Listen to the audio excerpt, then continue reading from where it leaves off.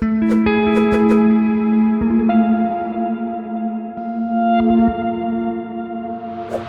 ba talaga yung buhay ko? Para bang destined ako para maging failure? Destined ba ako para hindi magtagumpay? Tapos, in just one snap, sobrang nawala na siya lahat. Parang yung pangarap mo nawala ng ganun kabilis. Kahit pinipilit ko na yung katawan ko sinasabi, sige, kailangan pumasok. Pero yung inner self ko, yung utak ko sinasabi, hindi, wag na kasi parang paulit-ulit lang naman ang nangyayari. Bakit ko 'to ginawa? Sana nagpaalam na lang ako. Sana ginawa ko na lang ng maayos. Di sana may trabaho pa ako. Di sana may career pa ako. Ang hirap tanggapin kasi wala akong backup plan eh. Di mo alam kung saan ka lulugar.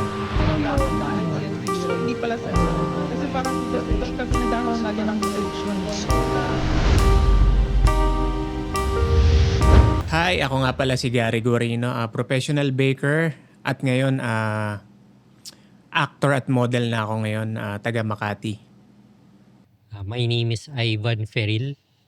I'm 44 years old and I'm a former copy editor. Hi, good morning. I'm C. De Veas.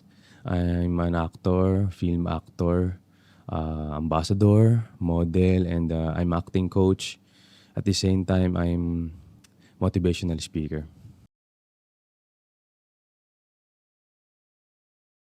Actually, ang dami ko naging trabaho pero yung pinaka-general job ko talaga na napasok ko, kung babalikan natin, as a baker ako. Sa hotel, sa bake shop. Ayun yung trabaho ko dati. Bago ako maging actor saka model. So it all started almost 2 years ago when I got in as a new copy editor. Responsibilities ko lang naman, hindi naman ganun ka-complicated. So nagko-correct lang ako ng manuscripts for a certain American account for scientific journals. Actually, hindi siya company, sarili po namin yung business. Nag-start kami ng 2023 and nakapagputap ako ng isang branch pa, yung second branch na naging sa akin na mismo. Nung nag-uumpisa ako, ang saya kasi gusto ko rin siyang gawin, saka mahilig ako magluto, mag-bake. So talagang nung first day ko talagang ang aga ko pumasok. Lahat prepare ako, well-maintain yung mga gamit ko, yung uniform ko. Tapos ang saya ko pag nagmamasa ako, nagmimix ako ng mga ingredients. Napakasaya ko kasi ito rin yung inaral ko dati. Kaya talagang gustong-gusto ko siyang gawin. For me, sobrang blessed. Kasi food business yung napili namin and ang kasosyo ko dito is yung mother ko. So, team kami. And nung opening namin, kahit 4 or 5 na kami sa store, talagang hindi na namin alam yung gagawin sa sobrang dami ng tao. Ganun naging kaganda yung opening ng store namin.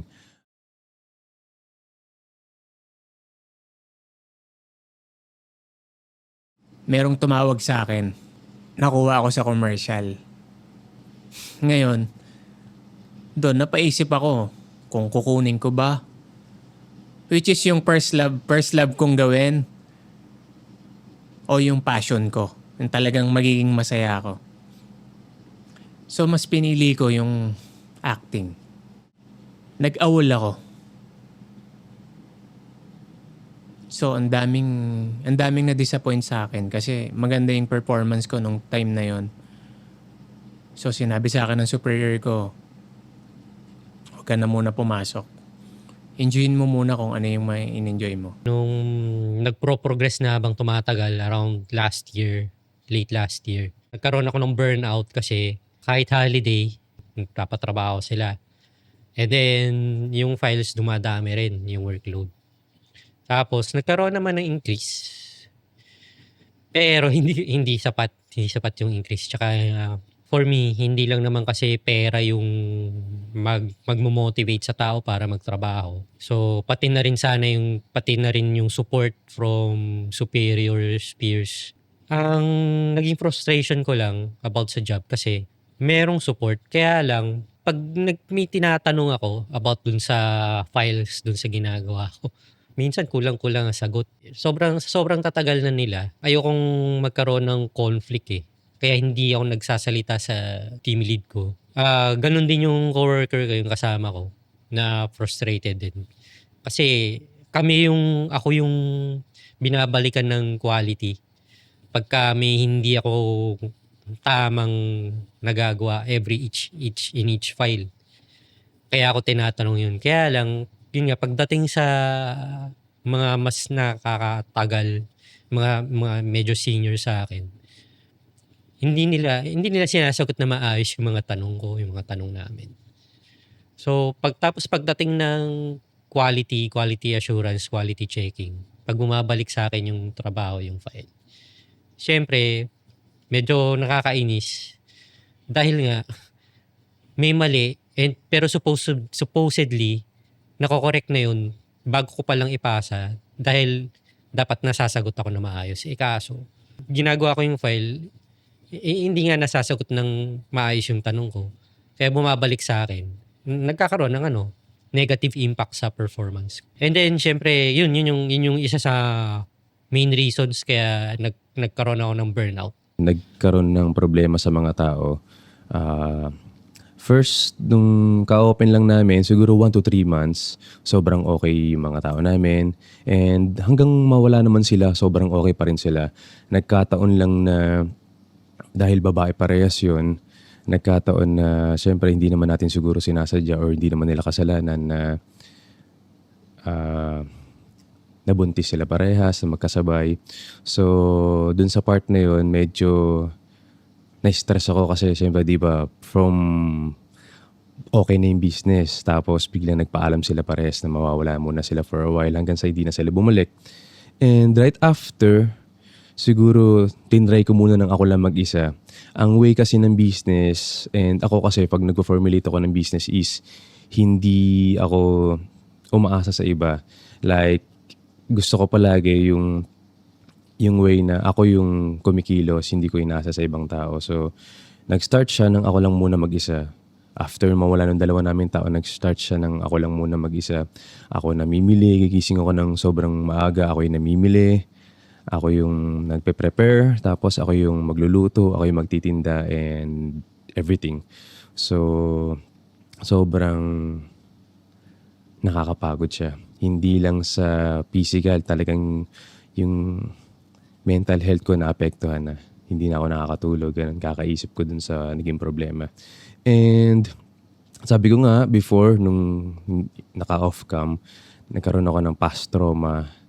So hindi pa nga ako nakaka-recover doon, may ganun na agad na nangyari. So sabi ko sa sarili ko na kaya ko to, parang gusto kong patunayan na hindi naman lahat ng downfall, hindi na kayang bumalik. So gusto kong patunayan na meron pa rin tao, meron pa rin lalaki na talagang kayang bumalik sa pagkababa. And siguro after umalis nung naging tao namin, after 3 months, nag-hire na ako ulit ng tao. Suddenly, naging tao naman namin, ito na yung pinaka-worst. Kasi pera na yung nawala sa akin. So, ninakawan niya ako, ganun. Para pinaka-worst. Sobrang ganun, di ba? Sobrang hirap kasi ako lahat. Hindi naman natin pinupulot yung pera. Sobrang hirap ng ganun situation. So, yun siya. Kaya nag-decide na lang ako na tumigil muna.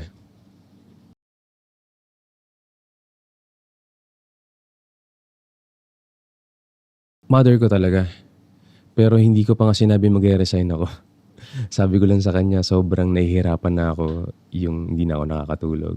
Nung nag-uusap kami kasi magbe-birthday siya, tapos kailangan ko ng pera ako kasi panganay ako. So sabi ko, sobrang love ko yung family ko eh. Love ko yung family namin. Sabi ko, yung pera na yun gusto ko sana makuha para pa-birthday niya. Regalo ko sa kanya. Suddenly nga, hindi ko na nakuha. Sabi na lang niya sa akin, anak, huwag mo nang intindihin yung tao, huwag mo nang intindihin yung pera, intindihin mo na lang yung kalusugan mo, intindihin mo na kumpleto tayo ngayong birthday ko. So sabi niya sa akin, importante sa akin na makita kitang masaya, nakita kitang okay, kaysa yung hinahabol mo yung pera, tapos nakita kita na nag-struggle ka. So I think, ayaw niyang makita ko na nahihirapan. Yung mga coworkers ko, minsan hinahanap din ako. Tinatanong ako. Tapos yung isa kong kasama, nag-chat siya sa akin na kailangan ka na namin. Tapos yung reply ko sa kanya, sige babalik na ako agad. And then hindi rin ako bumalik. Hindi rin ako bumalik. Kasi nga, parang medyo sumagad na eh. Sumagad na eh. Kahit gusto kong bumalik, hindi ko na magawa eh. Kasi nag-build up na sa isip ko na ito ulit na naman yung mangyayari. Paulit-ulit lang eh. May encounter ko na naman yung problema. Parang tumatak sa mga sa mga tao na parang inisip nila hindi ko gusto yung ginagawa ko. Inisip nila wala akong pakialam. Kasi nga nag-resign ako agad eh. Actually hindi siya resign eh. Awol ako ng 1 buwan. Siguro mag-1 month pa lang ako doon sa trabaho na bago ko. Nag-resign na ako. Kaya nung unang sinabihan ko yung asawa ko na mag-resign ako, bakit nag-resign ka? Sabi ko, may tumawag kasi sa akin na di sana nagpaalam ka na lang. Parang nag-argue kami ng konti. Pero dahil nga supportive din yung asawa ko kung saan din ako na magiging masaya, sinabihan niya ako na ikaw kung saan ka masaya pero kasi mali yung ginawa mo. Pinarealize niya rin sa akin na mali yung ginawa ko.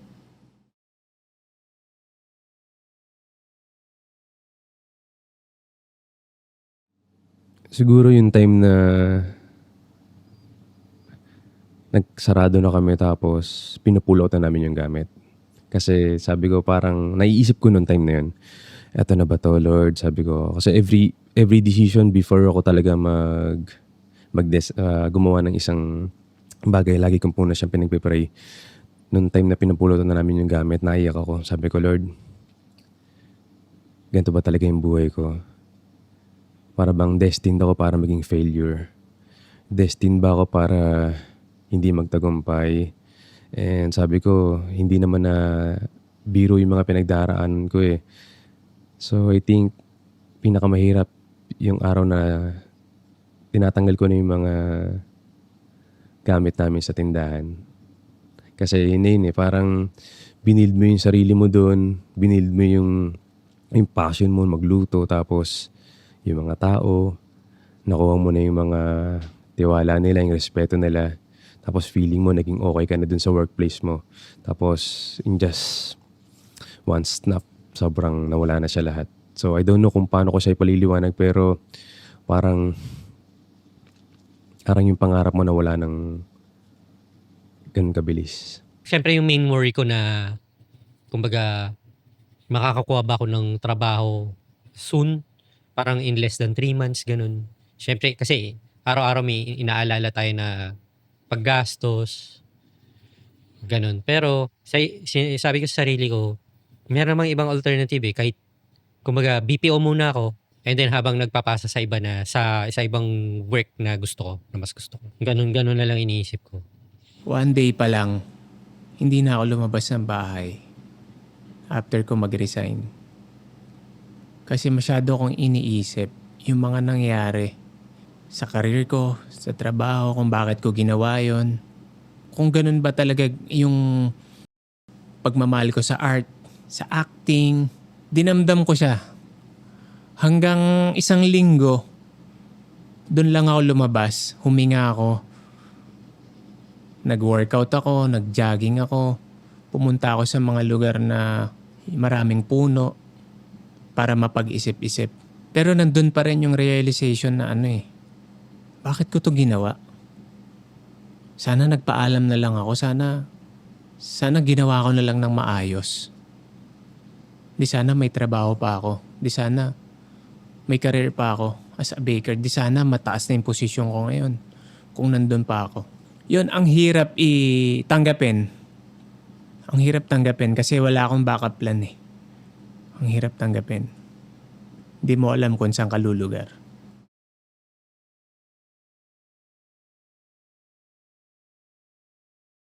Nung mga time na yun, ang naalala ko po last year, since hindi ako nakakatulog, ang nagiging routine ko po, gising ako ng 5 a.m., basketball ako. Tapos after, mamamalengke na ako. And kung may konting oras pa ako, nagpe-pray ako, nagigitara ako. So, yun yung naging parang naging way ko para mapigilan ko yung pag-iisip. And then, after ko naman magtinda, since yung tindahan namin madadaan ako yung simbahan, dumadaan po ako ng simbahan. Lagi kong pinagpe-pray yung mga decision, yung gagawin ko. Tapos, after nun, kahit pagod na ako, nagja-jogging pa ako para lang matulungan ako mag-isip. So, nung mga time na yun, hindi na rin talaga kaya. Kasi napapagod na nga yung isip ko, wala na akong tulog. Tapos pagod pa yung katawan ko. So, technically, sobrang gusto ko ng magpahinga.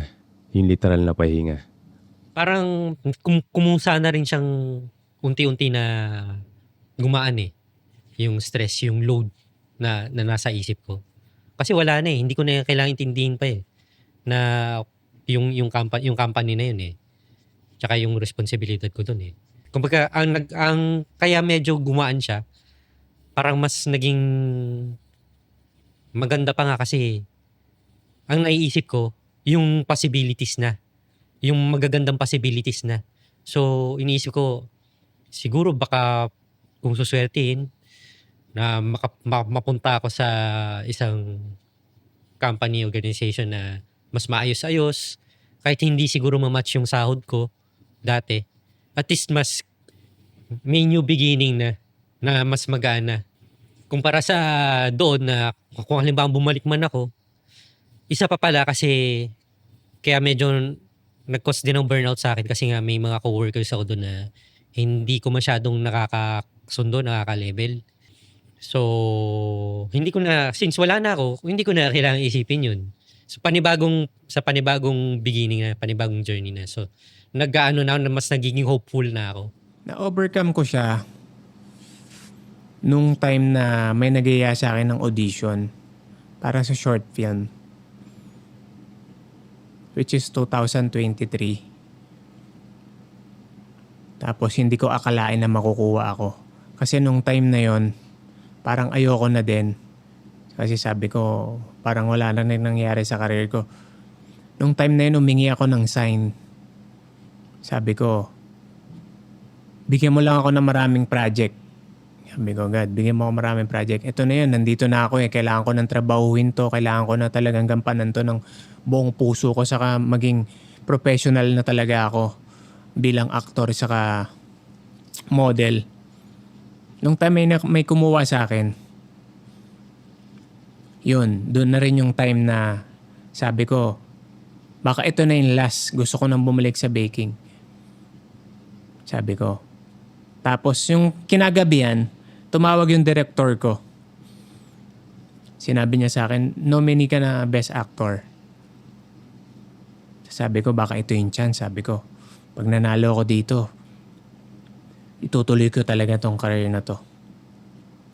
Tapos, pumunta ako sa venue, sa awarding, which is ako yung nanalo as a best actor sa Monumento Film Festival 2023. So sinasabi sa akin na ito talaga, sabi sa akin, nung career ko, nang gusto kong tahakin, sabi ko, so ito talaga. So ginagawa ko siya. Until now, ginagawa ko yung acting, modeling, kung saan ako masaya. Pero meron pa rin kulang. Meron pa rin kulang May kulang pa rin para sa akin. Pero kasi nandito na ako, ginagawa ko na siya talaga. Nag-audition ako lahat. Ginagawan ko ng paraan. Ginagawan ko lahat ng kung ano yung pwedeng magkaroon ng trabaho. Gagawin ko kahit ano. Kung pwedeng mag-guesting or gumawa ng mga kung ano-anong reels or mag-video ka sa bahay para lang masustain ko yung trabaho ko saka yung financial status ko.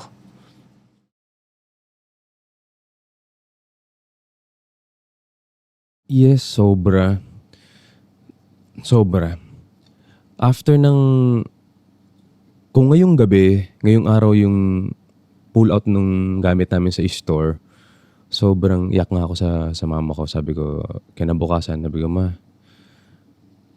hindi ko na alam yung gagawin ko sa buhay ko." Sabi ko, alam niya yung story namin nung before. Alam niya kung paano rin ako, paano ako na-lost nung mga panahon na naghiwalay kami. Tapos, yun, ganun nga yung nangyari sa business. Yung narinig ko nga sabi niya sa akin, yung sinabi niya sa akin na anak, kung pwede lang ilipat sa akin yung nararamdaman mo para hindi ka na masaktan. Tapos umiyak siya. Lalo akong napaiyak kasi, di ba, parang sabi ko kung mababa yung tingin ko sa sarili ko dahil sa mga pinagdadaanan ko, pero yung family ko nandyan pa rin para umasa sa akin. And suddenly, after that conversation with my mom, inutusan niya ako, sabi niya, mag-coffee ka muna, magpagawa ka ng tarpaulin. And then, right, after that moment, pumunta ako ng simbahan. Tapos, nadaanan ako nung naging boss ko before. Tapos, tinanong niya ako kung gusto kong mag-artist. So, doon nagsimula yung lahat. So, di ba, ang bilis ng transition ko. Ngayon, nagsarado yung store namin. Kaka-pull out ko lang ng gamit namin ngayon. Kinabukasan, sumagot na agad si Lord kung bakit kailangan isarado yung tindahan. So, from nasa rock bottom ka na ng buhay, may biglang kaya talagang i-flip yung situation in an instant pag naniniwala ka sa Lord. So, yun. Alam mo yun, parang yung iyak ko, yung grieving ko, sobrang may reason pala. May reason pala kung bakit kailangan kong isarado yung tindahan. Nung nag-leave of absence ako, halos hindi ako makatulog. Almost 2 a.m., 3 a.m. gising pa ako. Kaya yun yung siguro nakadagdag sa bigat, yung stress. Kasi nga iniisip ko, anong mangyayari kung bumalik ako, anong sasabihin nila. Yung mga ganun, kung ano nung pumapasok. Siguro medyo overthinker ako. Pero kasi para sa akin, ano rin yun eh. It matters to me eh. Yung ganun eh. Nung una kasi masaya ako sa baker eh. Masaya ako eh. Kasi gano'n, nagbe-bake ako. Tapos nung naging actor na ako saka model, parang hindi naman nagbago. Parang mas lumala pa nga eh. Kasi parang iba yung tingin nila, parang pag sinabi kasing actor model ka, parang iba yung tingin sa'yo ng mga ibang tao eh. Parang which is, ang laki-laki, ganun. Pero which is sa akin, hindi. Dapat, kung ano mo lang itrato yung normal na tao, kung anong respeto, dapat same lang din kung sa normal na tao. Parang ganun lang gusto kong, walang nagbago. Parang walang nagbago sa akin. Or, siguro yung nagbago yung pangalan ng trabaho. Yun. Kasi minsan, hindi nila alam, may mga experience din tayong nagkakaroon din ng mental problem yung mga model actor or actually kahit sino naman magkakaroon ng mental health problem dahil sa experience nila sa buhay. Yun, wala naman nagbago sa akin. Same pa din kung ano yung trato ko, sa tao, sa normal na tao or ano, kahit ano ka pa. Basta tao ka humarap sa akin, tao rin kitang tatanggapin.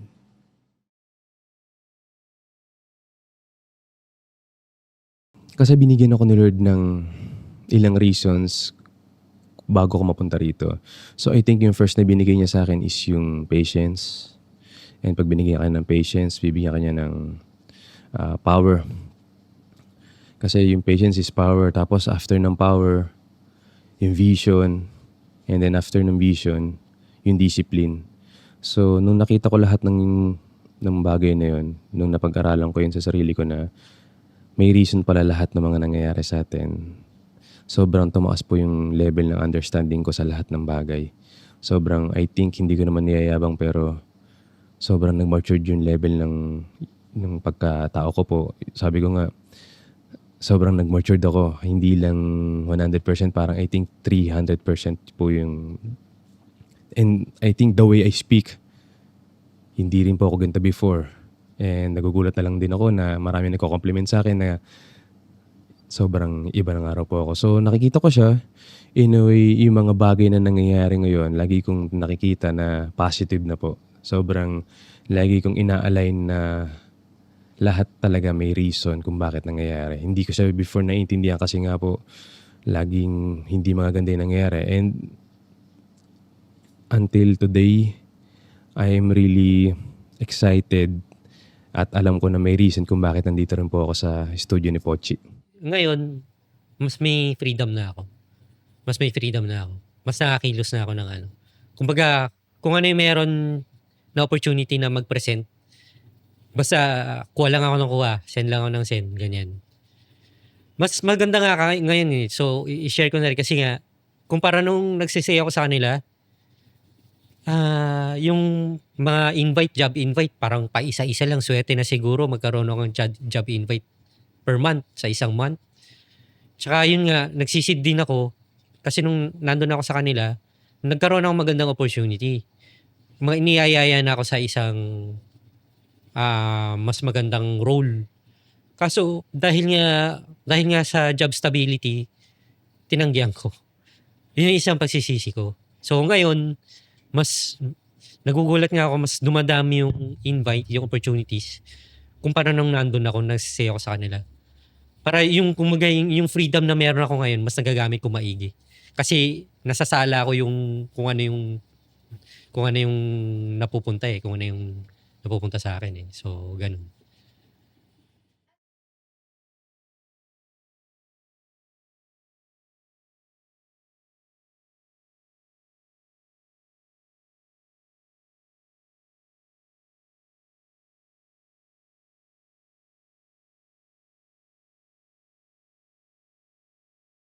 Yun yung ginagawa ko. Kino-convert ko lahat ng negative na nangyayari or kung ano man kahihinatnan, kino-convert ko siyang positive para lang ma-alive ako, ma-uplift ako pa rin. Hindi ako masyado mag-isip ng kung ano-ano. Hindi ako mabaliw, kakaisip. Hindi maapektuhan yung utak ko na dapat laging positive lang, masaya lang. Kasi mahirap pagka naapektuhan na yung utak kasi masyado nang lalalim yung mga iniisip.